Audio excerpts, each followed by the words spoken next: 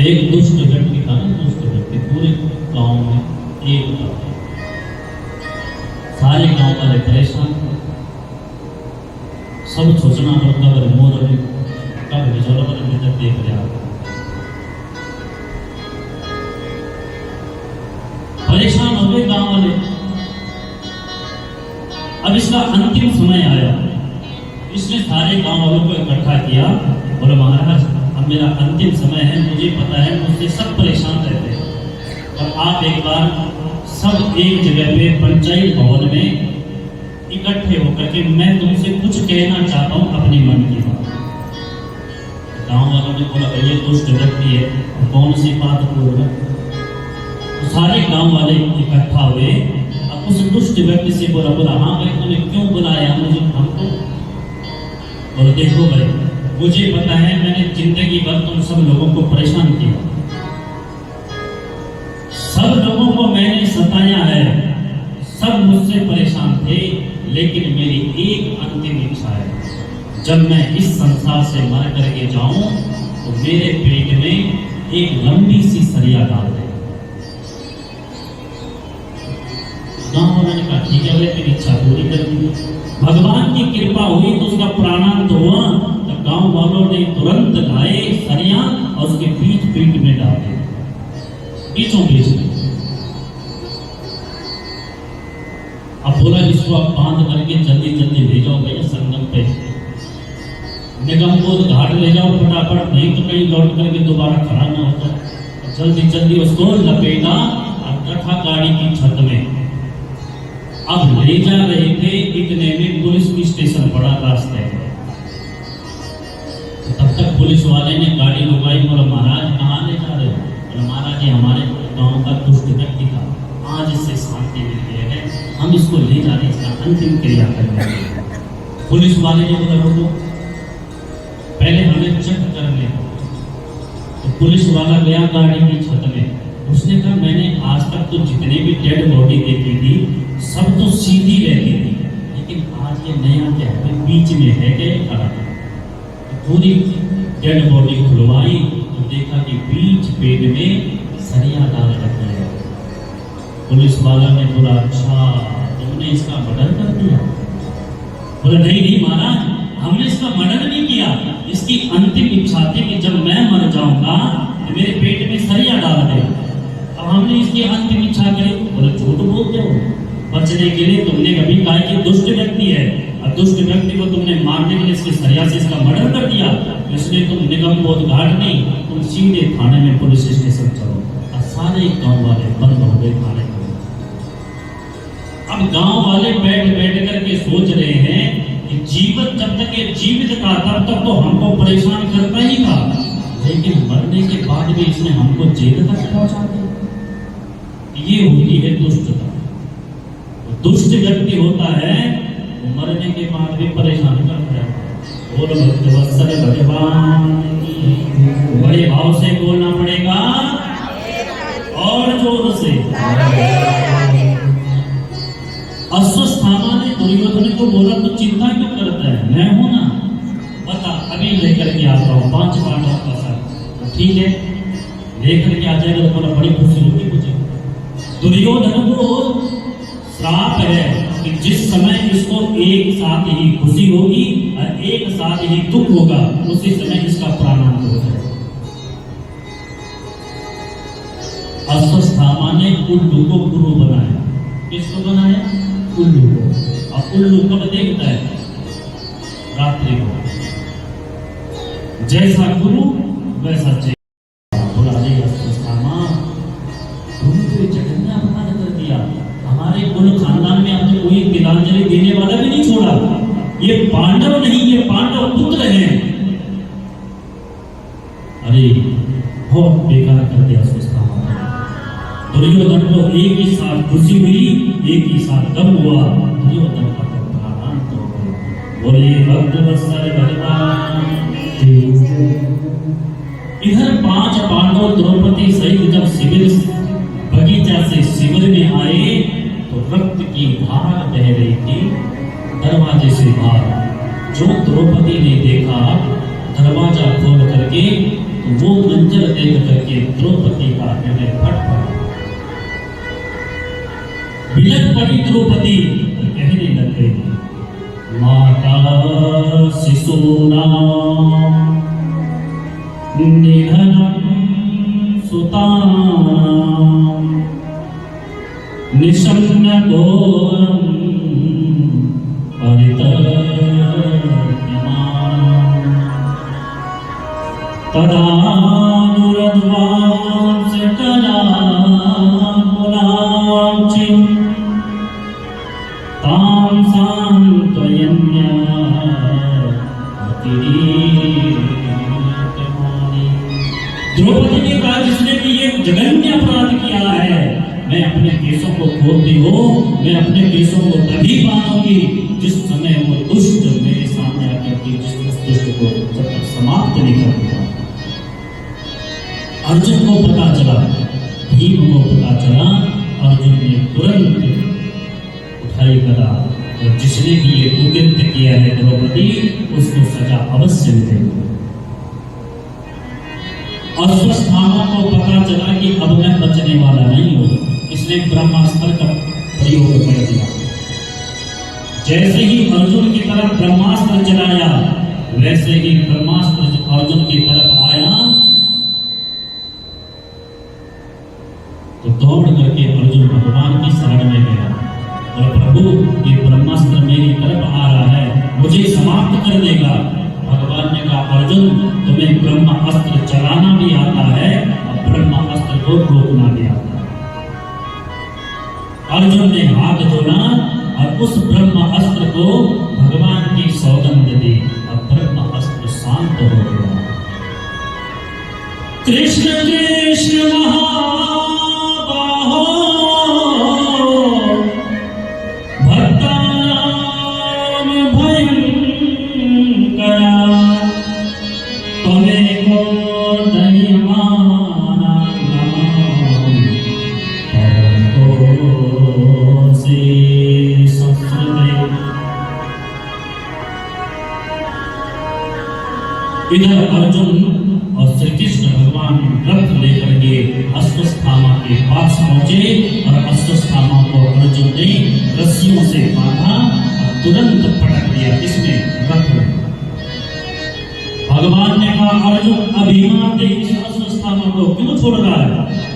यही तो उन 5 बेटों का हत्यारा है, अभिमान दे। प्रभु, इसको मारूंगा तो जरूर, लेकिन द्रौपदी के सामने, क्योंकि द्रौपदी के सामने जब इसको मारूंगा तो कम से कम उसके हृदय को भी तो ठंडक पहुंच जाएगी। यही वो हत्यारा है जिसने 5 पांडव पुत्रों की हत्या की है। रस्सी में जकड़ करके द्रौपदी के सामने ला करके पटक दिया अश्वत्थामा को। जैसे द्रौपदी बोले, जहां पशुओं की हत्या की जाती हो, बोले जाओ कल तुम बाहर जाना। और स्त्रियां कहते हैं, जहां लंपट पुरुष व्यभिचार होता हो, जाओ कल तुम बाहर आएगा। बोले तुम्हारे लिए 4 स्थान है, जिनसे अलावा कहीं मत जाना। कलयुग ने कहा, वाह प्रभु, जैसा मैं काला कलोटा वैसे ही स्थान में काले कलोटे दे दिए। अरे जब तुमने मुझे 4 कमरे दे दिए तो कम से कम एक अच्छा सा सुंदर सा मुझको बैठ करके तो देखो, मेरे मेहमान आएंगे तो कहाँ बैठेंगे। बोला अच्छा सा कमरा भी तो दे दो, आपने मेरी शकल काली देखी तो काले काले कमरे दे दिए। परीक्षित बोले, ठीक है तो अपनी मर्जी से मांग, क्या चाहिए तुझे? बोला प्रभु, आपकी कृपा हो तो सोने में भी मुझे वास दे। राजा परीक्षित ने कहा, तथास्तु, ठीक है, दिया तो। अब यहां पे एक प्रश्न उठता है। प्रथम स्कंद में राजा परीक्षित कलयुग को सोने में वास दे रहे, तो कलयुग सोने में भी वास करता है। लेकिन इसी भागवत में 11 स्कंद के 16 अध्याय में भगवान उद्धव जी से कहते हैं कि धातु नाम मास्मि कंचनम, धातुओं में मैं सोना हूं। तो कलयुग का वास माना जाए सोने में कि कृष्ण का वास माना जाए सोने में?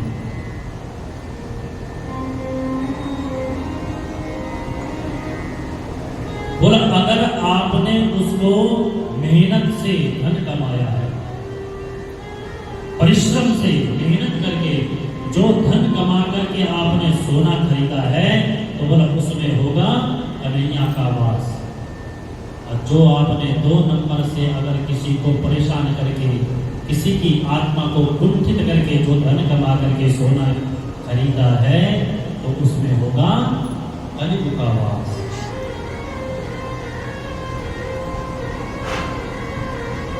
इस संसार की हर वस्तु पे कुछ न कुछ दोष जरूर रहता है। भाई अगर ज्यादा भोजन कर दिया तो नींद आने लग जाएगी, ज्यादा पैसा हो जाएगा तो चोरी कब हो जाए ये भी भरोसा नहीं। ज्यादा सोना जेवरात पहन करके मार्केट में निकल गए तो पता नहीं कब कौन झपट्टा मार दे, ये भी भरोसा नहीं। बोला हर वस्तु में, इस संसार में दोष है। तो दोष दूर कब होता है? बोला जब हम भगवान को समर्पित कर देते हैं तो उस वस्तु का दोष समाप्त हो जाता है। तुलसी बाबा कह रहे हैं, तुलसी बाबा ने रामायण में भी बोला है कि इस संसार की जिस वस्तु को आप परमात्मा को अर्पण कर दोगे उसका दोष समाप्त हो जाता है। क्या कहा? तुम्हें निवेदित भोजन कराई, प्रभु प्रसाद पट भूषण धराई। जब बोला आपके घर का भोजन तैयार हो जाओ तो एक थाली में लो, भगवान को भोग लगा दो। जब आप भोग लगा करके उसी भोजन को अपने भोजन के साथ मिलाओगे तो वो क्या बन जाएगा? प्रसाद बन जाएगा, उसका दोष समाप्त हो जाएगा। कुछ भी आभूषण बनाते हो तो पहले भगवान को अर्पण कर दो, उस वस्तु का जो दोष है वो दोष समाप्त हो जाता है। मीरा को जहर दिया गया था पीने के लिए। क्या दिया गया था? जहर। वो भी कालकूट नाम का जहर, भयंकर। लेकिन मीरा किसकी दीवानी थी? भगवान। बोला प्रभु तुम्हारे नाम से मैं इसको पी रही हूं, अगर मैं मर गई तो आज से आप पे कोई विश्वास नहीं करेगा। अब जाएगी लाज तो आपकी, मेरा कुछ नहीं जाने वाला। भगवान को अर्पण किया और जहर को पी दिया। मीरा का बाल माता भी हुआ। बोलिए भक्तवत्सल भगवान की।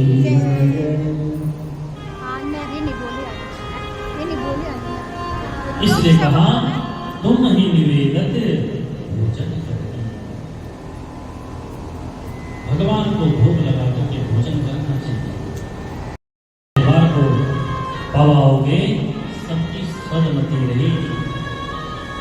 कुमार की कोई नहीं होंगे, फिर सदमार्ग वाले होंगे। लेकिन जब घर में बन रहा हो मांस, घर में छीने जाने हो खूब मुर्दे के टुकड़े, तो कहां से लगेगा भोग? कहां से होंगे सदमती?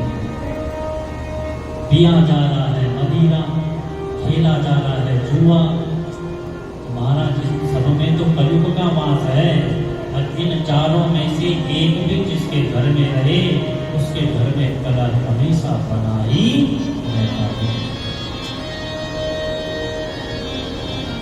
जिसके घर में हमेशा भगवान का भोग लगता है, भगवान का नित्य पूजन होता है, उसके घर में साक्षात परमात्मा की कृपा बनी रहती है। उसके घर में कभी भी अकाल मौत नहीं होती है। उसके अन्न के भंडार हमेशा भरे भरे रहते हैं। उसके घर में कभी भी असाध्य रोग प्रवेश नहीं करता है। जिसके घर में भगवान का भोग लगता है, भगवान का नित्य पूजन किया जाता है। लेकिन जिसके रसोई घर में मांस पकता हो, तो भागवत प्रिय प्रेमियों, आप कितने भी घंटा घड़ियाल बजा लो, कभी भी ठाकुर जी उसके घर में परहेज नहीं कर सकते। क्यों? जो मर गया वो कौन है? मुर्दा है। शरीर चाहे किसी का भी हो, लेकिन जो मर गया वो मुर्दा है।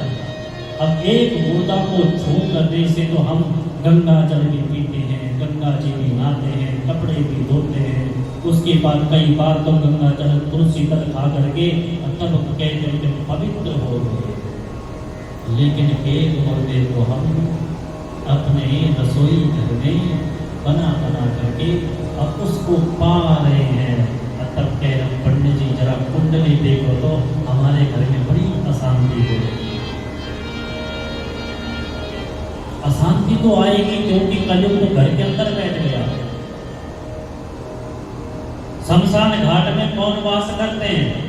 कौन रहते हैं वहां? भूत, पिशाच, डाकनी, शाकनी, आग्नि, ये सब वही रहते हैं। तो उसको शमशान घाट बोला गया जहां मुर्दा फूका जाता है, जहां मुर्दा पकाया जाता है, उसको क्या कहेंगे? वहां कौन आएंगे? आएगी कुल देवी, आएंगे हमारे ठाकुर जी, आएंगी हमारी राधा रानी जी, नहीं आ सकती है। क्यों? बोला वो तो शमशान घाट बना दिया अंदर, और वहां मुर्दा पक रहा है। जो मुर्दा खाता उसके लिए औगड़ बोलते हैं, औगड़ वो वही रहता है शमशान घाट में। जो बच जाता है उसको खा लेता है, ऐसे कहते हैं। तो वो तो शमशान घाट के पास बैठ करके अपना वेशभूषा वैसे बना करके और उसको हम छूते भी नहीं, बोलते ये औगड़ है। तो अब तो घर घर में औगड़ मिल रहे हैं हमारा। तब गए हम बीमार, हम पे बीमारियां लग गई हैं। वो डॉक्टर साहब ने कहा कि सूप पियो। डॉक्टर साहब ने जिस समय बोला था सूप पियो, तो समय बोलता डॉक्टर साहब अब चुप रहो। वृंदावन जाना कभी? कहा? वृंदावन। वृंदावन में मांस मदिरा का भक्षण नहीं होता है। वहां के भक्तों को देखना, चेहरा देखना, शरीर देखना, क्या चमक है, क्या तेज है। और हम कितना भी सूप पी लें, कितना भी वो मुर्दे को खा लें, तबे भी पुण्य नहीं दे सकते। इसलिए अभक्ष्य पदार्थ को भक्षण नहीं करना चाहिए, दुर्गति होती है। अभी आगे 28 नरकों के बारे में बताएंगे, तब जानेंगे जो जैसा कर्म करता है उसको कौन से नरक में जाना पड़ता है। बोल भक्त वत्सल भगवान की। बड़े भाव से बोलना पड़ेगा और जोर से। अब कोई कहे कि प्यास नहीं है, सब कब कल्पना है, बात किसने देखा? ऐसे ही कि किसने देखा? हमारे शास्त्र में इतना तक लिखा गया है कि संसार का अंत जिस समय होगा वो पानी के लिए युद्ध होगा और एक दूसरे को मारेंगे, सारा संसार समाप्त हो जाएगा। धीरे धीरे शुरुआत हो गई है। शुद्ध जल पान करो, हो ना पानी से शुरुआत। पानी से ही इस विश्व का अंत होगा। अब जीव जगह जगह पे डैम बनाने लग गए हैं और जिस दिन वो डैम फूटा उस दिन सबका अंत। कहीं ना कहीं तो विनाश करेगा ही। और किसी न किसी चीज की अवधि होती है ना, 100 साल, 200 साल, 300 साल, लेकिन एक न एक दिन तो हो जाएगा। और जिस दिन जाएगा उस दिन सबको ले जाएगा। बोला जीव अपने लिए मरने के लिए अपने आप ही व्यवस्था करके रखेगा। परमाणु बम क्या है? परमाणु बम कोरोना बीमारी से भी खतरनाक है। और सब बारूद के ढेर में बैठे हुए। एक दूसरा बोला तो एक बार चला के देख, मैं भी चलाऊंगा। विनाश का समय। इसलिए कहा भगवान को भोग लगा करके भोजन करना चाहिए, सदमति नहीं। तब देखना तुम्हारे घर में कभी भी असाध्य रोग नहीं लगेंगे।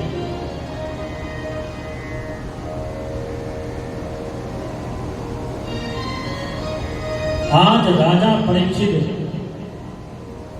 उस पांडवों को जो सोने का मुकुट अंदर रखा था अस्वस्थामा का।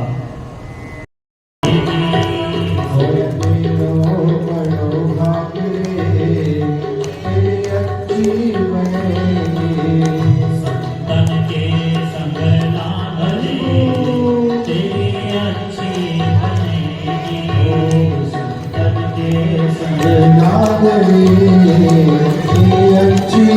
बड़े भाव से